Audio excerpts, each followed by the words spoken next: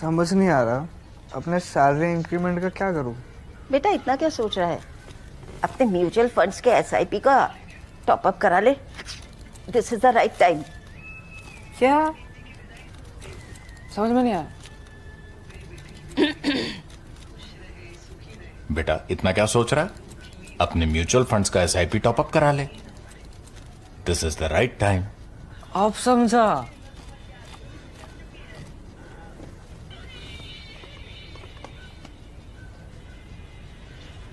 Mutual fund investments are subject to market risks.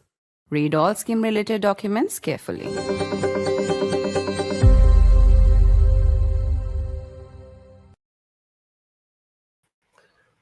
Hours after praise for Prime Minister Modi, when Trump described him to be amongst the nicest looking politicians but a killer prime minister, comes Donald Trump's truce or seeming truce with China. Trump is known for the art of the deal, and that's exactly what he seems to have hammered out in the high-stakes meeting that took place between Xi Jinping and Donald Trump in South Korea.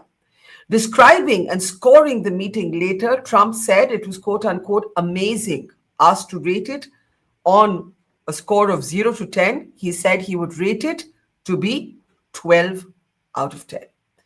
What does this India-China reset mean for the world order, and in particular for India, where the traditional assumption was that America saw India as a countervailing force to the rise of China?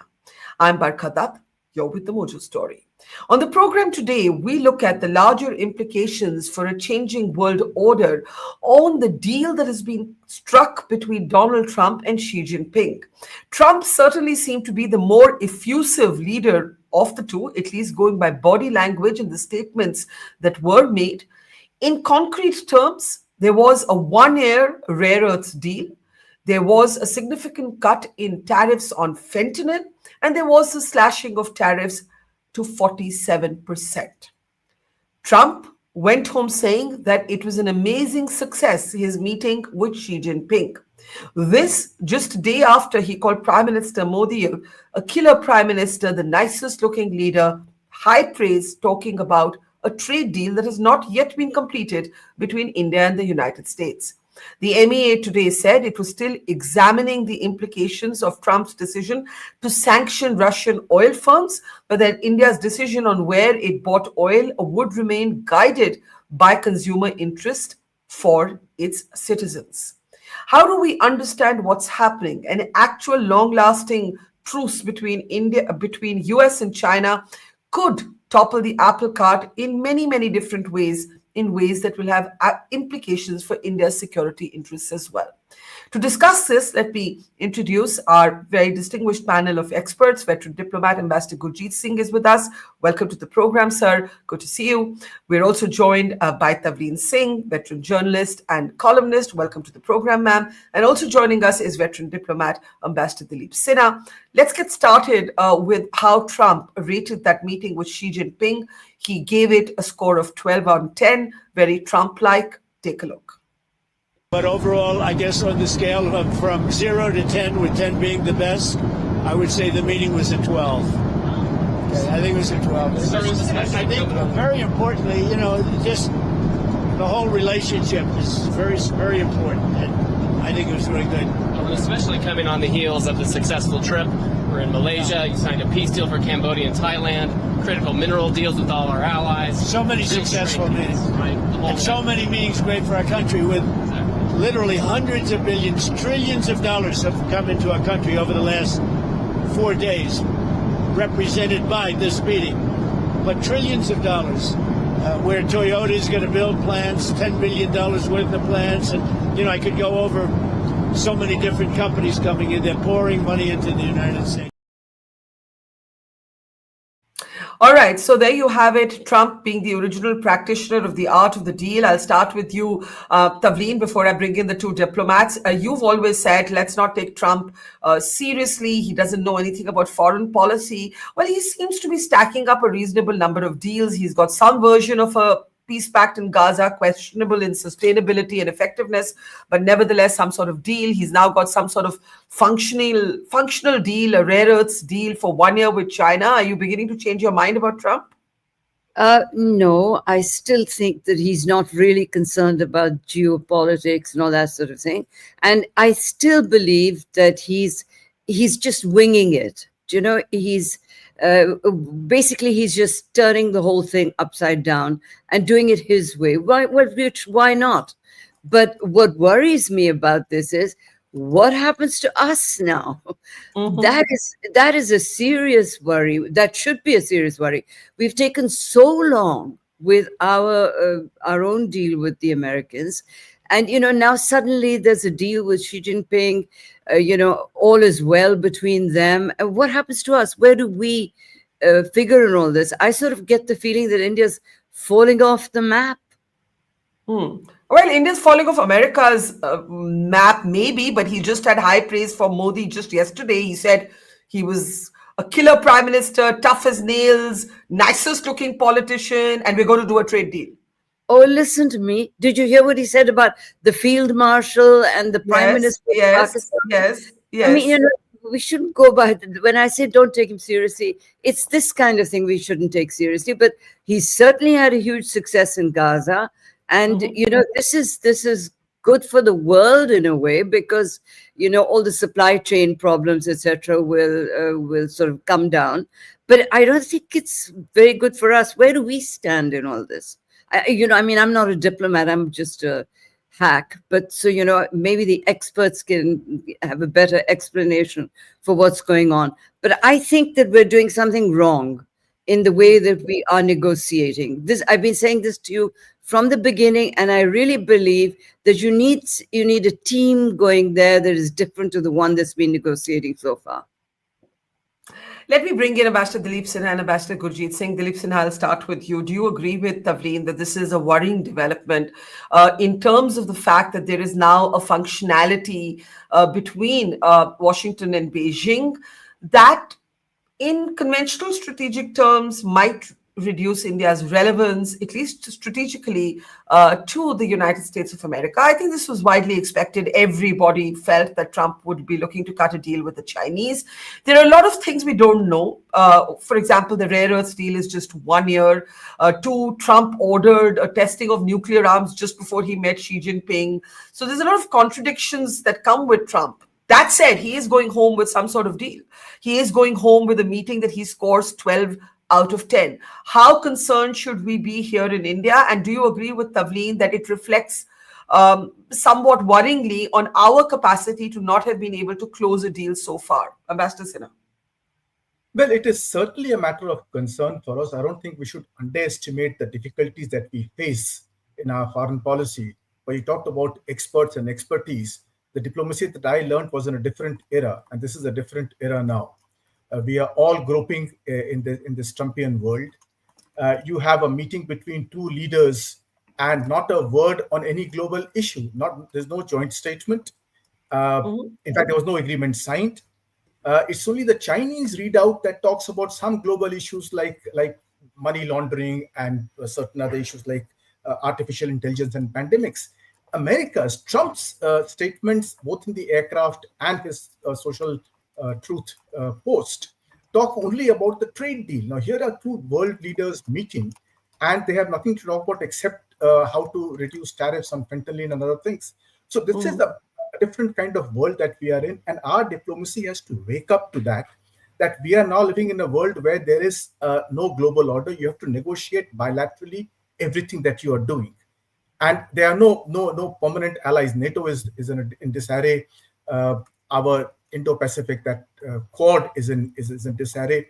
So we are in a world where we have to deal directly with each country and not worry too much about what that country is doing with the third country.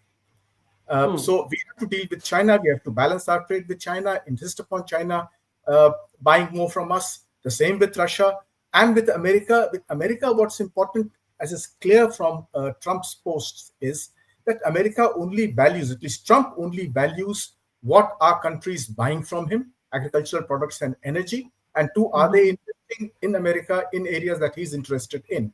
So we have to talk with him on those lines, not on the old WTO, GATT rules, etc. Those are all dead. We have to say how much what we can buy from America, which is of interest to Trump, and if we are in a position to invest in America in certain areas of interest to Trump, yes, by all means, bitcoins perhaps. Yeah, we have to negotiate exactly the way Trump wants to negotiate if we want success with him in our negotiations. Otherwise, there are other countries in the world that we can look to for improving our exports and our trade relations. Before I come to Ambassador Gurjeet Singh, you said our diplomacy has to wake up to the fact that things have changed. Do you believe that has happened? Do you see any shifts in the way we are now doing business with Trump? Or do you think that we might be trapped, in a kind of statecraft of yore? Well, I am not privy to what is happening in the trade negotiations or in the meetings that took place between our foreign minister and the EAM and the American Secretary of State. But until we get a deal, we cannot possibly say that we have succeeded in negotiating with Trump the way Trump negotiates. Let me, before I come to you, Ambassador Gurjeet Singh, play out what the Foreign Ministry has said. The Foreign Ministry spoke on a range of issues, a 6-month waiver on the Chabahar port, also on the trade deal. The Foreign Ministry only said we continue to be engaged with the United States of America. And on the particular point of America's sanctions on 2 Russian oil firms, I'm going to play out what Randhir Jaiswal, the Foreign Ministry spokesperson, said and come to you right after that. Take a look. We are studying the implications of these sanctions. As we have said this before also, our decisions that we take naturally take into account the evolving dynamics that is there in the market, global market. Our position on the larger question of energy sourcing is well known to you. In this endeavor, we are guided by the imperative to secure affordable energy from diverse sources for meeting the energy security requirements and needs of 1.4 billion people. Ambassador Gurjeet Singh, there are 2 views on how India has handled Trump. One is that the somewhat conservative, careful, making sure that the Prime Minister is not placed in the same grouping as him so that he doesn't say anything off script and embarrass India has been the right approach, that other world leaders who have been on shared stages with him have only been embarrassed or bullied. The other is, as Tavleen and Ambassador Sinha seem to suggest, you need a new way. The old way isn't working. Which side of this debate do you weigh in on? As a good diplomat, I stay in the middle. Now, you see, let us first just look at what you have been saying about Trump. The Trump-Xi deal is essentially on 4 things. China says they will try not to export fentanyl and compounds, in return for which there is a 10% cut on tariffs. That is the only cut. There is no other reduction on tariffs. The 57 to 47 is only on fentanyl, the fentanyl-related issues. The second part is the rare earths. They will allow some exports of rare earths to make sure their supply chains are not disrupted for the next 1 year, in which they can work out a deal. Third, they will buy more soybean. This is critical. Buying American soybean from Trump's constituency. This is the most critical part of the deal. I'm glad you brought that up, because the details are now emerging. Trump has secured an agreement from China to buy 25 million tons of US soybeans annually, 12 million tons immediately. This is the detail just being released on Fox News moments ago. So I think you're right that, for Trump, this is what he can take back to his soybean farmers. It's domestic politics. And now go ahead. He also takes back continuity. He said, I will go to Beijing in April and I will attend the APEC in China. And Xi says he will attend the G20 in the United States. So that means there is a sense of continuity. But Xi made Trump wait in the beginning and at the end, showing him who the vassal is. Protocol-wise, they should both have come out at the same time. Xi came late. Now, you ask me, what does India do? So I think India has very few levers to pull. China could say, we will not give you rare earths. What can we say? We will not give you more Indians? I mean, that is not the same lever. So our leverage is limited. Our human resource in Commerce Ministry is severely limited. We are trying to negotiate EU and America at the same time and not able to do it. Since Modi went to meet Trump in February, a trade deal looked on the cards and perhaps it was already broadly negotiated. Since then, sanctions on us because of buying Russian oil, Op Sindoor, Pahalgam, and laying it on Pakistan. All these have queered the pitch that you can't have a simple trade deal without having a wider understanding. So I think now India is playing it much more cautiously. I think earlier we would have been ready to buy soybean for making ethanol. We would have been ready to buy some milk. But I think now these issues are curtailing the conclusion of the trade deal. So I don't think diplomacy has changed. I think the issues have changed. And therefore, we need to look at guiding our own interests. Number one, forgetting about permanent friends, permanent enemies. Just go with your interest. If it is not in your interest, don't sign it. So I think the operative part is what are the levers that we have to pull? And if you're saying there are few levers to pull, let me bring in Tavleen. It isn't just about the way we conduct diplomacy. It's also about real world politics changing. One of the reasons there was an Accord, or one of the reasons there was an Indo-Pacific strategy, is because traditionally the Americans looked towards India to balance the power dynamics in this region. If Trump is going to cut his own deal with the Chinese, and I take Ambassador Gurjeet Singh's point, the Chinese are very opaque. They'll play the long game. He points out that Xi Jinping was nowhere as effusive as Trump has been in his articulation. So we don't know. But from Trump's point of view, he has a deal to take back to his voters. And that's what counts. And that's the soybean deal. Way more important than even the rare earth deal. I mean, what are India's options? India can't really get in the middle of this. Why can't India buy more American things? We need to actually give him something. We don't need to, we can't afford to, invest billions in America like some other countries can, but we can buy more American stuff. Indians love American goods. So, what does it matter whether, they sell or not? Let's get more American cars, more American weapons, Let's give him something that he would consider that India is a factor.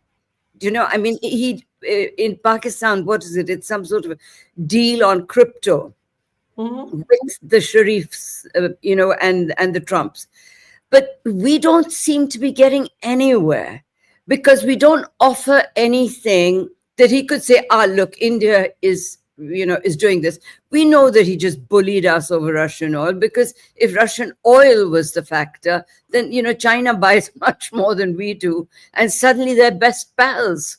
And, I don't know whether you noticed the body language in the meeting. He was actually, I've never seen him so serious. He was sitting there, he didn't ask for any gold crowns or anything like that. Yeah. He just sat through like a good boy in class. And Xi Jinping was controlling the whole show and saying, we're the two biggest economies in the world. And, obviously there will be problems. So, we're doing something wrong. I keep saying this. I think that you need a new team to negotiate. You need a new idea. Modi seems to have been the person to have first noticed that Trump liked flattery. Do you remember that big tamasha in Ahmedabad in his first term? And, the big howdy Trump, howdy Modi sort of thing. Now, this time, Modi doesn't seem to be, I don't know. There seems to be a sort of, break in the friendship, because it was all based on friendship at that point. They were both doing personal diplomacy, right? Now, this time it's a team, but a team that doesn't seem to be doing very well. So I think we need to offer him something. We need to make it clear that, India will buy more American goods, Otherwise, we're just kind of, we're nothing when we don't count. Is it that dire, according to you, Master Sinha, that India doesn't count? I think, and I want you to also comment on Tavleen's perception and also Ambassador Gurjeet Singh's perception that the levers of power with the Chinese, that Trump, maybe needed this more than the Chinese, and he acted that way, that he wasn't his usual sort of goofy self, he wasn't making silly jokes and so on. Did you see it that way, or did you see it differently? Do you see this as sort of cold-blooded transactionalism that, we don't know where it's actually going to go?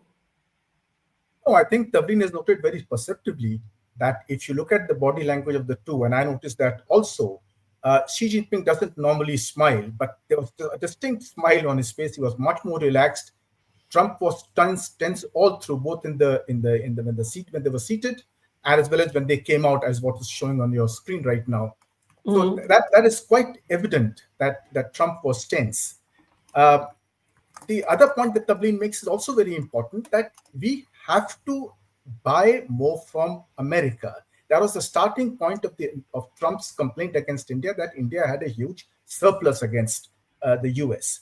Now, earlier, America was indulgent on us because of the issues like South China Sea and Indo-Pacific and all those big geopolitical issues. These things don't seem to interest Trump. I don't know how much they interest him. But the fact is that if you look at what has happened with China, it is entirely trade. So if America wants to export something, we must, since we do need certain things, let's go and buy those things, even if it means that we're going to use it for something else or re-export it or whatever. But it is important. And on the point that Gurjeet made about we not having levers, that's absolutely correct. It's quite clear in this deal that the way Trump has gone to China to meet Xi and in South Korea, that China has levers and it used those levers. And America is desperate to get rare earths. Rare earths is the most important thing that America has. American industry will shut down right now if they stop. If China stops the exports of rare earths. China has consciously built that leverage over the last 10, 15 years. Now, remember in the case of Japan, when Japan faced a problem with China on rare earths, Japan started immediately diversifying its imports of rare earths. And today, Japan has the lowest dependence upon China. I think it's less than 60% or so for its import of rare earths. Whereas we, after Galvan, have actually increased our dependence upon China. Today, we are about 96, 97% of our rare earths come from China. So despite all these evident problems that we face, we do not develop either the independence in our imports or leverages in our exports so that we can be in a strong position to negotiate when it comes to negotiations. Ambassador Gurjeet Singh, you said we must be guided now only by our own interests. My question to you is, where do our interests lie at this point? That is actually, for me, the million-dollar question. The Prime Minister went to Tianjin at the height of tensions between India and the United States of America. Trump sulked, said we've lost India to Russia and China. Here he is sitting with the Chinese, not even talking about China's purchase of Russian oil, right? So nothing that Trump says as an argument is a consistent argument. If we are trying to repair with China, we are also trying to cut a trade deal with the Americans. It's no longer clear how we define our interests in the next few steps. How would you define them? If the Chinese and the Americans remain rivals and not friends, it is to India's advantage. Correct. In the last 6 months, what you see is them trying to cozy up despite all these threats of sanctions and stuff like that. So what you see now is them reluctantly cozying up and paying attention to each other, which makes our life that much more difficult. So in the last 6 months, if you see, we are trying to reach out to China even on trade, finding it very difficult. They are not amenable to our interests. The Americans have become the same way. So now you have to deal with a new situation where the Indo-Pacific is not enough carrot for either attracting the Americans or making the Chinese annoyed. So we have to find a new way. When it comes to Russian oil, I'm told it was in our interest. But today, if you can trade it off for lower tariffs from the United States, I believe that is in our interest. The Japanese told Trump that we have to buy gas because we have invested in it in Russia. So don't force us to stop. We will stop in 2030 when the contract runs out. Are we able to say that? Doesn't look likely. So the condition today is first point, stop buying Russian oil. And if we do that, You're actually saying we should accept Trump's condition and stop buying Russian oil, or are you saying we should use the sanctions as the exit, very natural exit route provided by the Americans? Since Trump has actually sanctioned these two Russian oil firms, we can't buy the oil anyway. So that problem solves itself. Yes, correct. So that is what Ranveer Jaiswal today said. We are studying the impact. The impact will be this, that you will not be able to buy. So that should take away 25% tariff out of the 50%.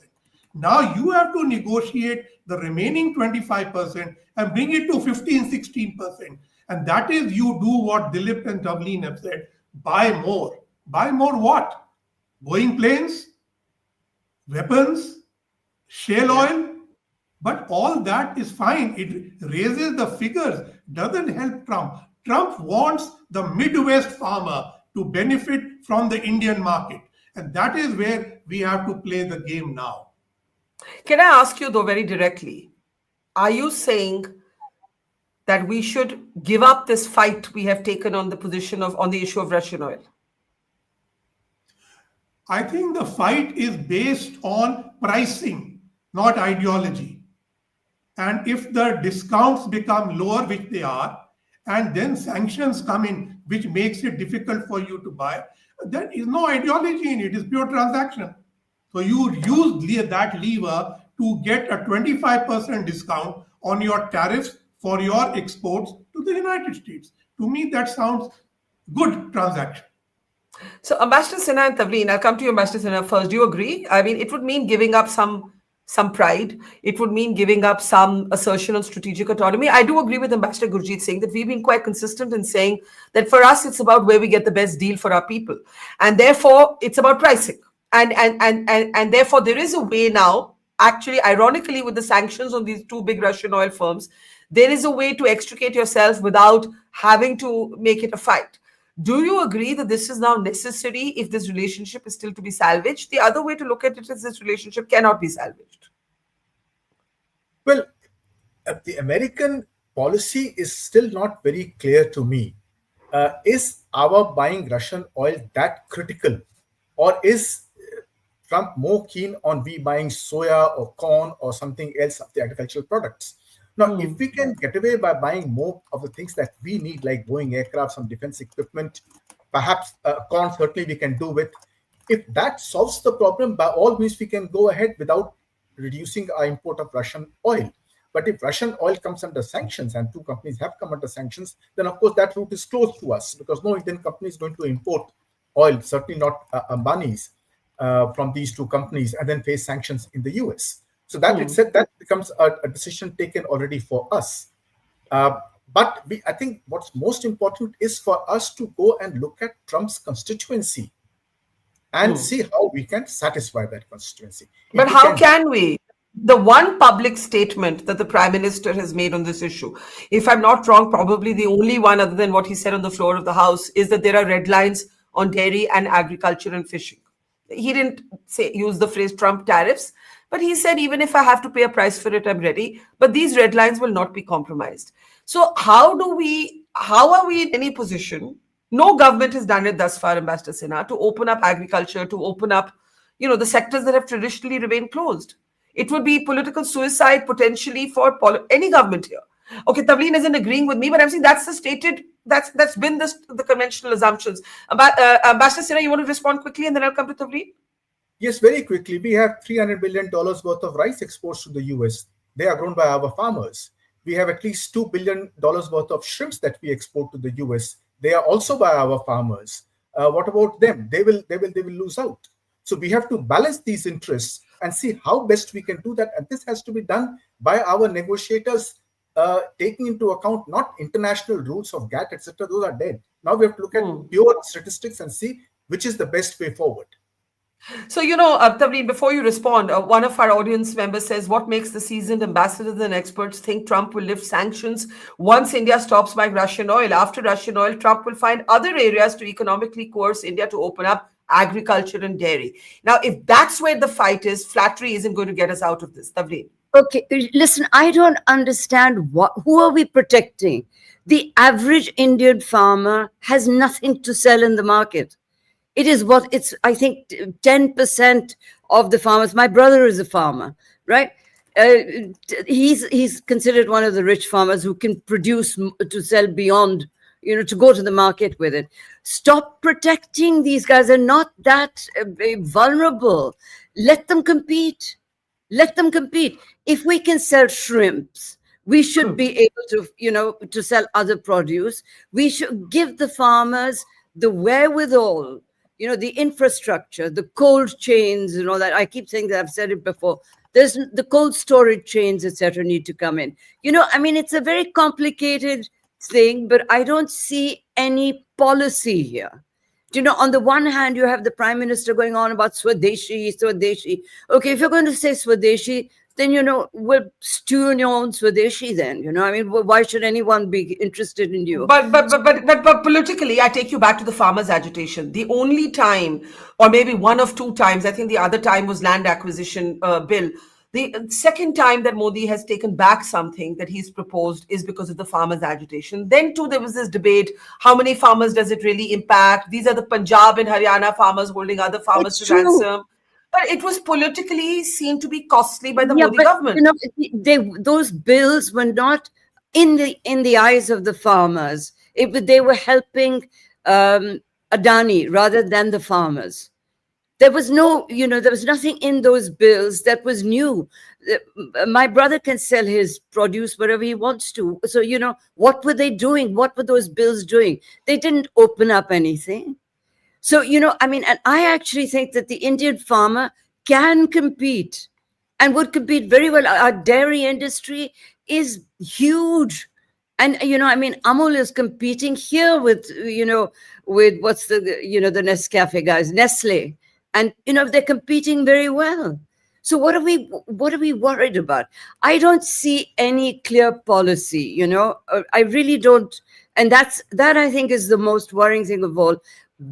Where do we want to go? And what is our road to get there? I think that we could, let in American farm goods. How is it going to do? How many people are going to buy it? We sell the same thing cheaper. So I don't see what you're protecting. You do have the example of cheap Chinese goods having destroyed any number of small businesses in India. Plastic diyas instead of earthen diyas, or sort of synthetic cheap cloth instead of handloom saris. I can give many examples. Yes, we have seen the impact of that predatory pricing and the Chinese domination of Indian markets. Because we still haven't got over our socialist hang-up. So when the what is socialist for not wanting Chinese goods? We want little businesses. We don't want the big businesses to flourish. The Chinese have huge corporations. They may be, controlled by a thing, but we haven't allowed that to happen. So again, it's a matter of policy. While we were making clay toys, they were making toys for America. We've been very confused. And I actually, one of the reasons why it was a Modi Bhakt at one point was I just hoped that Modi would shake off all this nonsense and, take a new road. And he hasn't. We're still clinging to the whole thing. And by the way, on the land acquisition thing, he made a big mistake. He was right. He just got scared and backed off. So, I hope now that there's a more consistent policy and that we stop worrying about whether we can compete or not. I think we can. Okay, let me get the diplomats to respond to this. Ambassador Gurjeet, I'll start with you. I could be wrong, but I don't see the government already on the somewhat political defensive over the way Trump has spoken about Operation Sindoor, the role he has attributed to himself for the ceasefire or the halt in hostilities with Pakistan, being mocked and taunted by Rahul Gandhi. It may mean nothing to the BJP, but it adds to the political noise. Do you see the government opening up dairy and agriculture? Yes, but in a limited way. For instance, soya bean can be imported only to make ethanol. Corn can be imported, even if it is GM corn, only to be used as animal feed.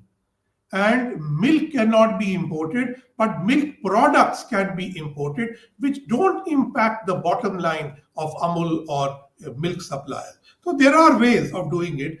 And as Dilip pointed out, when Prime Minister said, I will look after the people of India, he mentioned fishermen.